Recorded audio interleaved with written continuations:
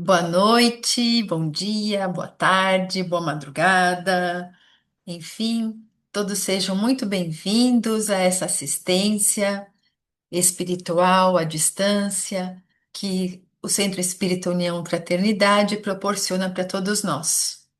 É com gratidão, é com carinho, é com alegria que nós estamos aqui reunidos em nome de Jesus, em nome de Deus, para sermos beneficiados pelas reflexões do Evangelho, por essas energias que essa equipe espiritual, que responsável por essa assistência, que irá trazer até nós. E eles só pedem uma coisa: que nós abramos o nosso coração, confiemos nessa ajuda e fiquemos assim, né?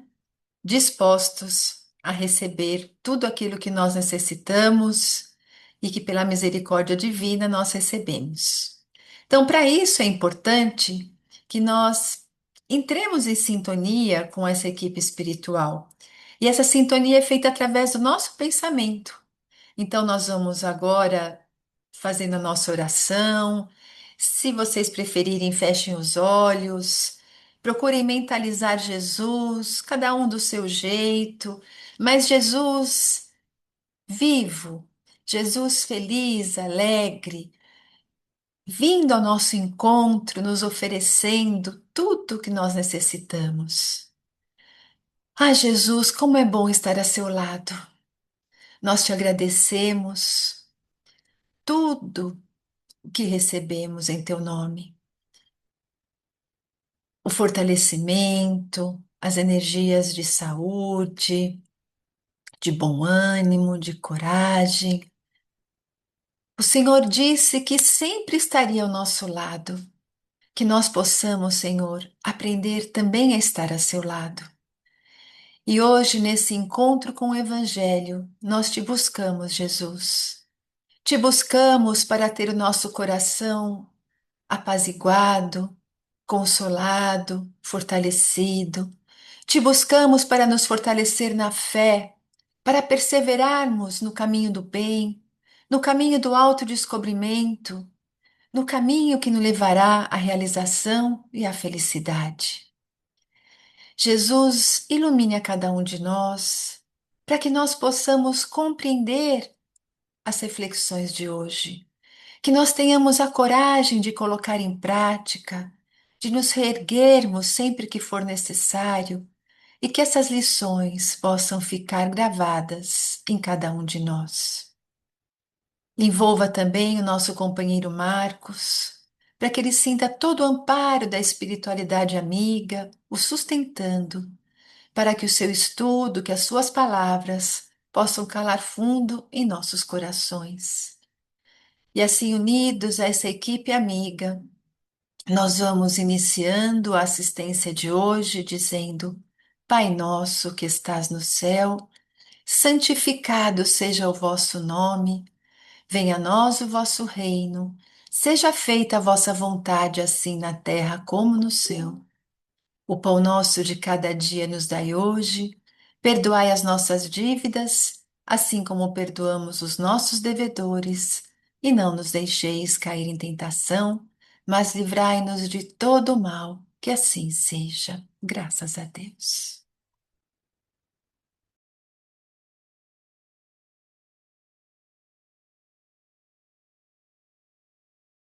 Todos que estão nos assistindo ao vivo, bom dia, boa tarde, boa noite para quem vai nos ver na hora que for mais conveniente. Hoje, ainda na esteira das resoluções de Ano Novo, porque o Réveillon faz pouco tempo que passou, nós vamos refletir sobre uma questão que muita gente acaba pensando nessa virada de ano ou quando precisa tomar alguma resolução na vida, não é? O que que nós devemos desejar na vida? O que que nós devemos querer ou o que nós podemos esperar da nossa existência aqui na Terra? O interessante é que esta pergunta existe há tanto tempo na mente do ser humano que ela foi feita exatamente assim. O que as pessoas deveriam desejar da vida, ela foi feita exatamente assim lá no início da Era Moderna. Existia um poeta romano chamado Juvenal, que viveu do ano 55 até o ano 127 depois de Cristo. Então, entre o século I e século II, não é? Foi questionado o que as pessoas deveriam desejar da vida. E ele respondeu através de um poema, chama Sátira 10, né, esse poema, e um trecho desse poema, respondendo a essa pergunta, vai dar aquela frase que eu acho que todo mundo conhece. O Juvenal, como todo romano lá do século I, século II, falava e escrevia em latim, não é? Então, aquela frase em latim que eu acho que todo mundo conhece, que é mens sana in corpore são, ou seja, mente sã num corpo são, num corpo sadio. E em que contexto que está essa frase? Então, de novo, perguntaram para o Juvenal o que as pessoas devem desejar da vida. E ele responde, então, com um poema dizendo o seguinte: deve-se pedir em oração que a mente seja sã num corpo são. Peça uma alma corajosa que careça do temor da morte, que ponha a longevidade em último lugar entre as bênçãos da natureza, que suporte qualquer tipo de labores, que desconheça a ira, nada cobice e creia mais nos trabalhos selvagens de Hércules do que nas satisfações dos banquetes e nas camas de plumas de um rei oriental. Revelarei aquilo que podes dar a ti próprio. Certamente, o único caminho de uma vida tranquila passa pela virtude.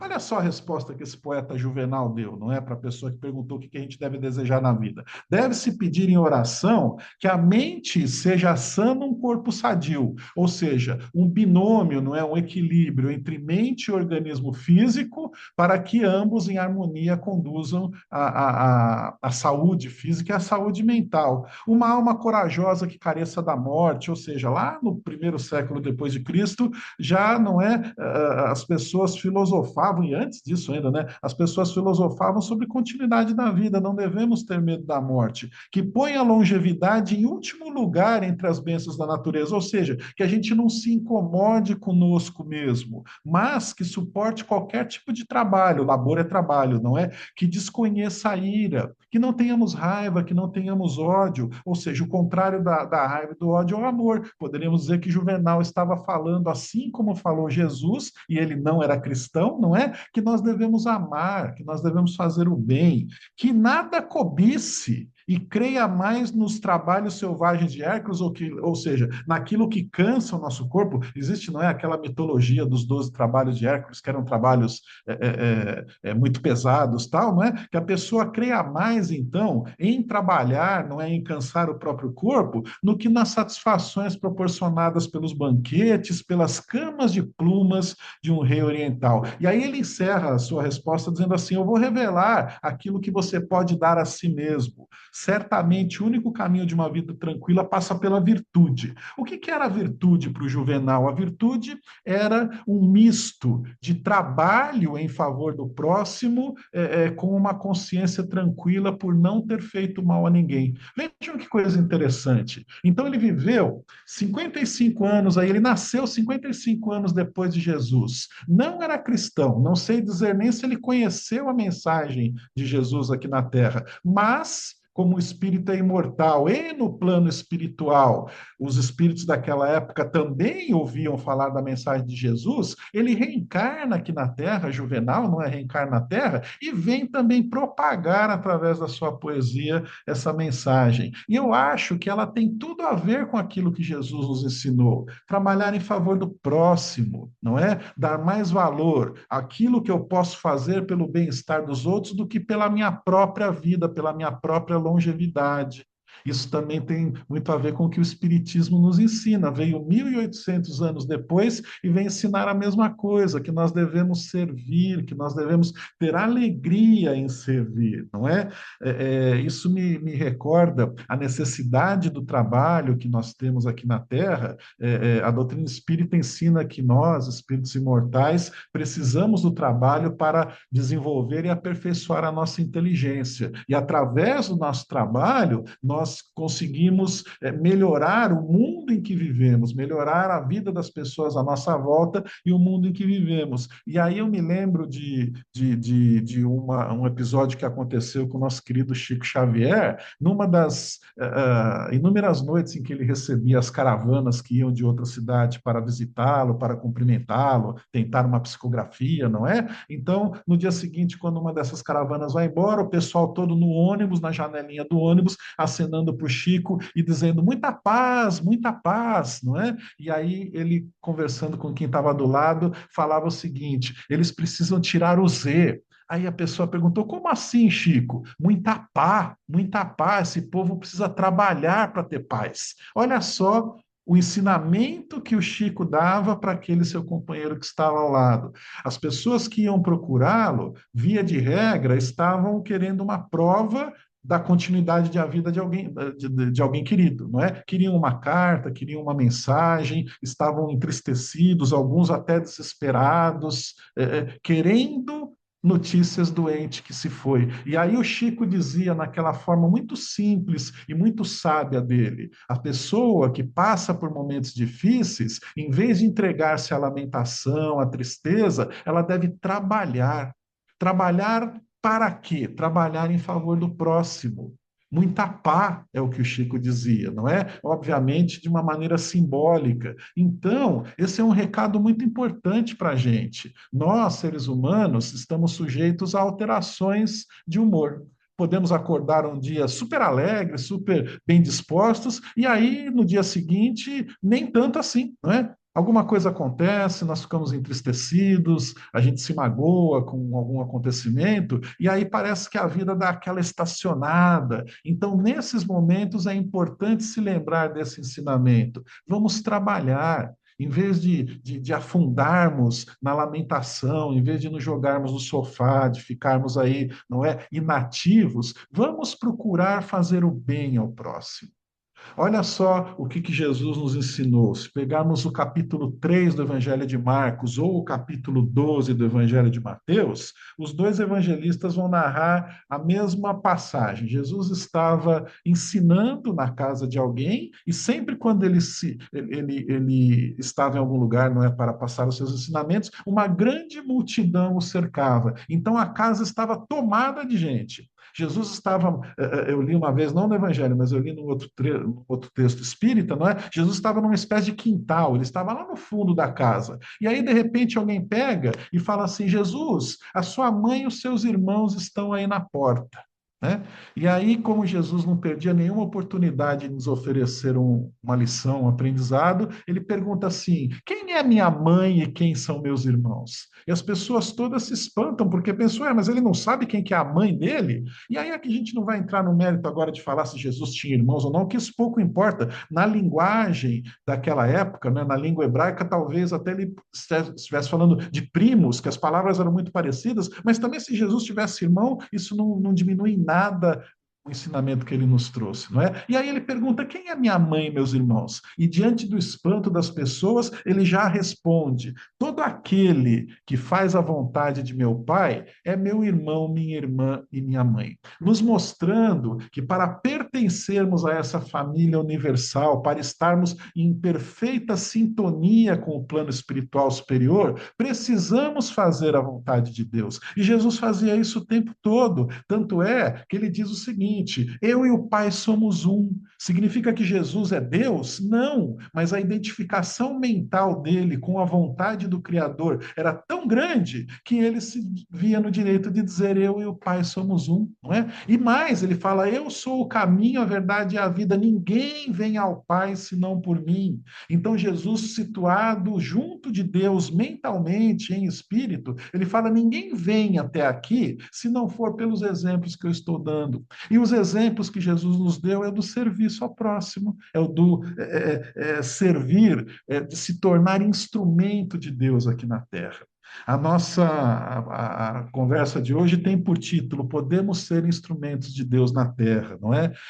Faz pouco tempo eu vi um podcast de um espírita lá da Praia Grande chamado Silvio Alonso. Ele é um expositor espírita bastante conhecido no litoral e ele deu uma entrevista então que eu vi e ele contou uma história bastante interessante. O Silvio disse que um dos frequentadores do centro que ele trabalha ele narrou essa história que eu vou contar agora, por isso que ele tem conhecimento dela, né? Um determinado dia, um sábado qualquer, aquela pessoa, então, frequentador do centro do Silvio, sentiu vontade de assistir uma palestra, só que não era dia de palestra lá no centro da Praia Grande. Aí ele pega, ele consulta a internet ali, não sei quais os caminhos, mas ele consulta a internet e ele viu que tinha uma palestra num centro em São Paulo que ele já tinha ido algumas vezes, ele gostava bastante. Ele pega o carro dele, sai lá da Praia Grande, sobe a serra e vai para esse centro aqui em São Paulo assistir a palestra. E durante a palestra havia um trabalho de psicografia. E passam então uma psicografia para ele, que na verdade era um bilhete, não era nem uma carta. No papel que ele recebeu estava escrito apenas assim: Flores da Mimi. Aí ele pega aquele papel, Flores da Mimi, ele não conhecia nenhuma Mimi nem nada, mas ele dobra, guarda no bolso, assiste o final da palestra. Na hora que ele vai embora, ele se lembra que um amigo dele, que ele não via há bastante tempo, morava naquele bairro bem próximo ao centro. Aí ele liga para o amigo, né, pergunta: posso dar uma passadinha aí? Ele falou: ah, pode, vem aqui, hoje é aniversário da minha esposa, né? Ah, que coincidência, vou aí então. Aí ele sai do centro, passa numa floricultura, nem se lembra mais daquele bilhete que ele havia recebido. Passa numa floricultura, compra ali um ramalhete de rosas de determinada cor. Na hora que chega na casa desse amigo, ele presenteia a esposa do rapaz, então, com aquelas flores e vê que a mulher fica muito emocionada. E aí ele pergunta: fiz alguma coisa errada, né? Aí o amigo explica: não, ele falou, é que essas flores que você deu, as rosas desta cor, são exatamente as flores que a nossa filha dava para a minha esposa, né? A mãe dela, no dia do aniversário, todo ano ela dava um ramalhete desses. Ele falou: é mesmo, né? É. E como que chamava a sua filha? Aí o rapaz responde assim: Mimi. E aí ele se lembra do papel, pega no bolso e mostra para o amigo: olha o que eu recebi no centro agora, flores da Mimi. Ou seja, a espiritualidade usou aquele homem que saiu lá da Praia Grande, teve a vontade de vir até São Paulo, assiste a palestra, recebe o bilhete para comprovar, então, que era a filha do casal que estava oferecendo as flores. Perdão, não disse que havia desencarnado, não é? Então, a espiritualidade usa aquele homem para fazer isso. E usa com que propósito? Com o melhor propósito do mundo, para talvez mitigar uma saudade, acabar com alguma angústia que estava naquele coração de mãe, não é? Flores da Mimi, a sua filha havia lhe oferecido as mesmas flores que ela fazia todos os anos quando estava encarnada aqui na Terra. Por que que isso deu certo? Nós vamos ver lá no livro dos Espíritos, não é? Kardec pergunta se os espíritos desencarnados influenciam a nossa vida. E aí a resposta que ele recebe é assim: muito mais do que vocês imaginam. Muitas vezes são eles que vos dirigem. Não é? E eles nos dirigem como? Quando encontram em nós o pensamento aberto às boas inspirações, o coração preparado para as boas obras. Nós, sem sabermos, podemos ser instrumentos de Deus o tempo todo aqui na Terra. Aquele homem provavelmente estava bem harmonizado, ele tinha uma mente sã num corpo são, não é? Ele estava equilibrado, ele tinha bons pensamentos, a ligação dele com o plano espiritual superior era uma ligação positiva. Então, lá na casa dele, na praia, ele recebe uma inspiração: vá assistir uma palestra. E ele pensa: puxa, mas aonde? Pega o telefone e vê que é um centro no bairro do amigo que morava aqui em São Paulo. Mas tudo isso estava oculto naquele momento. Por quê? Porque nós temos o nosso livre-arbítrio. Nós podemos escolher atender a essas inspirações ou não. E muitas vezes, ou na maioria das vezes, nós não sabemos que são inspirações. Pensamos que são ideias nossas mesmo. Ah, tive uma ideia, vou subir a serra vou ver a palestra lá. Acaba a palestra, opa, tive outra ideia, vou ligar para o meu amigo, vou passar na casa dele, porque faz tempo que eu não o vejo. Aí fica sabendo que é aniversário da esposa, tive outra ideia, vou comprar flores para ela. E assim a espiritualidade vai se servindo da nossa boa vontade para atuar em benefício dos outros.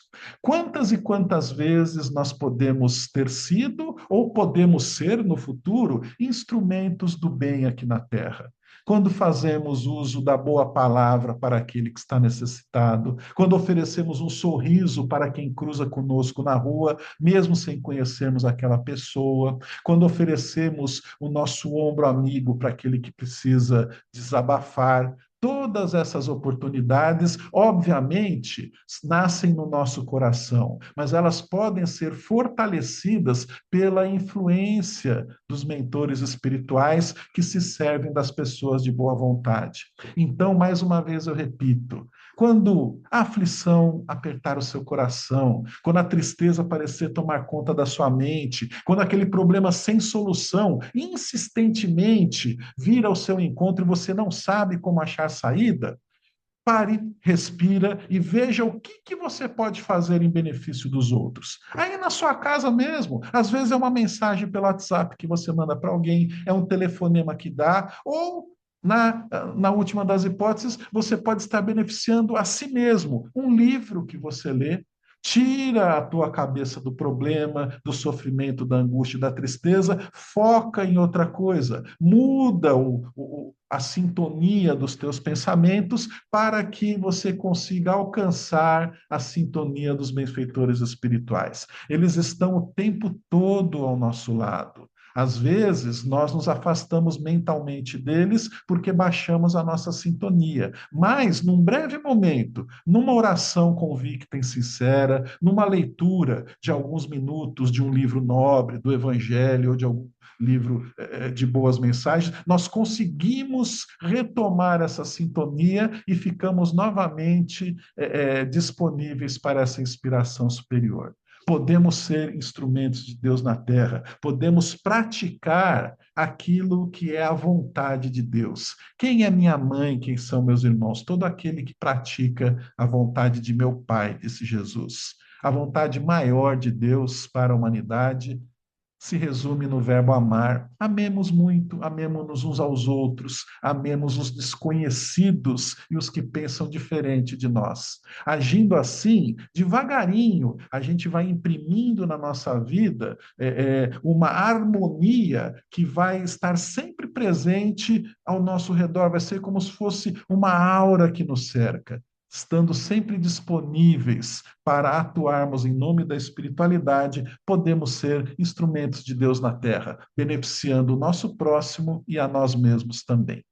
Fica-se então o comentário, esse material para a nossa reflexão. Eu desejo muita paz para todos vocês. Fiquem com Deus. Com essas reflexões, nós vamos nos fortalecendo e buscando, não é cada um de nós nesse instante, sermos esse instrumento de Deus, sermos essa luzinha, esse vagalume que numa escuridão pode fazer a diferença na vida de alguém, na nossa vida. E quando nós nos unimos em pensamento, em oração, nós estamos sim sendo instrumentos do amor de que tanto Jesus falou. O nosso pensamento tem um poder de alcance imenso e juntos nós podemos fazer muito. E é por isso que nós nos unimos nesse instante em pensamento, porque quando nós damos de nós, nós abrimos ao nosso redor um campo energético favorável para que nós possamos também receber. E é por isso que antes de recebermos as energias do passe pelo plano espiritual, nós fazemos esse exercício de doação. Então, nesse instante, eu convido a todos a sentir que o seu melhor está sendo oferecido para Jesus. Nós vamos oferecendo para Jesus a nossa boa vontade, o nosso amor, o nosso desejo de servir, de ser útil, de ajudar alguém que necessita. É como se estivéssemos recolhendo do nosso coração aquelas vibrações cor-de-rosa e que essas vibrações se transformam também num coração. E nós entregamos esse pacotinho de amor para Jesus. E cada pacote se une e se transforma num enorme coração entregue para Jesus, que distribuirá, junto com seu amor, para o nosso planeta. O nosso planeta que precisa tanto de amor, de paz, de harmonia, de entendimento, de fraternidade. Que todos os corações possam ser beneficiados por essas vibrações amorosas. Que aqueles que estão se sentindo sozinhos, que estão se sentindo sem esperança, desesperados, que possam, nesse instante, receber essa nossa vibração de amor. Que eles se sintam acolhidos e que possam ter a esperança voltando. Que cada um possa receber a visita de alguém que seja esse instrumento de ajuda para levar uma palavra de bom ânimo, de carinho, de esperança a todos esses corações desolados. Vibremos pelo bem, para que o bem possa crescer em todos os corações, para que as ações humanitárias sejam intensificadas, para que todas as pessoas, as instituições que colaboram, auxiliando na doação de alimentos, de roupas, de, de atendimento médico, enfim, que todos possam se fortalecer, perseverar, superar as dificuldades, para conseguir ajudar cada vez mais pessoas.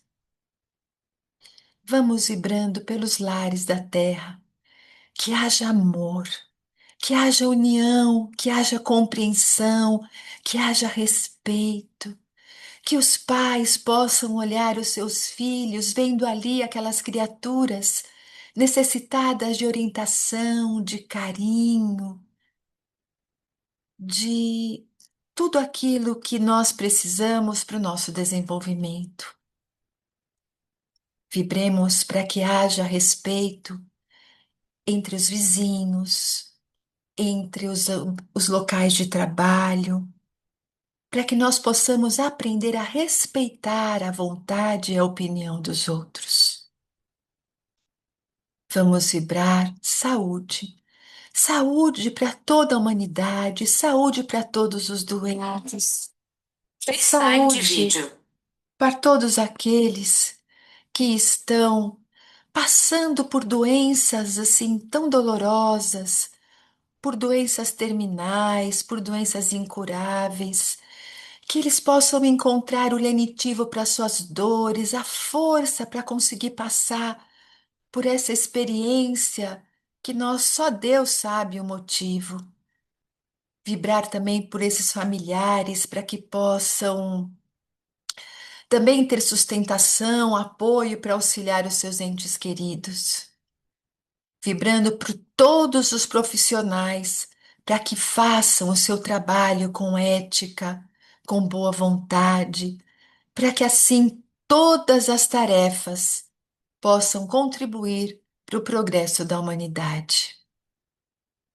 Pensemos agora em todos os credos religiosos, para que todos possam levar a mensagem de amor, de paz, de responsabilidade, de ligação com Deus, o nosso Pai. Vamos agora pensando nos nossos casos particulares, em todas as pessoas que nós sabemos que necessitam de uma oração, que nesse instante todos sintam esse abraço, a visita de Jesus, levando a coragem, o bom ânimo, a alegria, a esperança a todos os corações. Vamos pensar em nossos lares, que Jesus possa adentrar a porta principal da nossa casa, espargindo seu amor, a sua paz, a sua luz. Que o nosso lar esteja envolto em muita alegria, em saúde, em fortalecimento, em equilíbrio. E assim, cada um de nós nesse instante vai recebendo dessa equipe espiritual que está conosco aqueles fluidos de amor, de energia. Nesse instante, essa equipe que esteve o tempo todo atenta às nossas necessidades, depositou na nossa água as energias necessárias para o nosso refazimento físico, mental e espiritual. E agora derramam sobre cada um de nós fluxos de energia, essas energias intensas que, ao tocar o nosso corpo, harmonizam as nossas células, fortalecem o nosso organismo, limpam a nossa mente, o nosso coração, higienizam, harmonizam, equilibram e acalmam. Esse bálsamo restaurador nos envolve da cabeça aos pés e nós vamos sentindo aquele enorme bem-estar nos envolvendo, sentindo como se Jesus estivesse nos abraçando e nesse abraço ele diz: Estou aqui, nunca te abandono. Seja forte, confie em mim, confie no Pai, confie em você mesmo. Nós temos tanta energia, nós temos tanta capacidade e não acreditamos. E Jesus pede para que acreditemos. E nós vamos nos recordando na história de hoje, onde aquele companheiro foi um instrumento para levar a esperança, o consolo, a alegria para aquele coração de mãe. E assim que nós possamos acreditar que a espiritualidade trabalha intensamente em nosso favor, que nós possamos ter olhos de ver e ouvidos de ouvir esses recados de Jesus e que também possamos ser essas criaturas que levam a ajuda a quem necessita.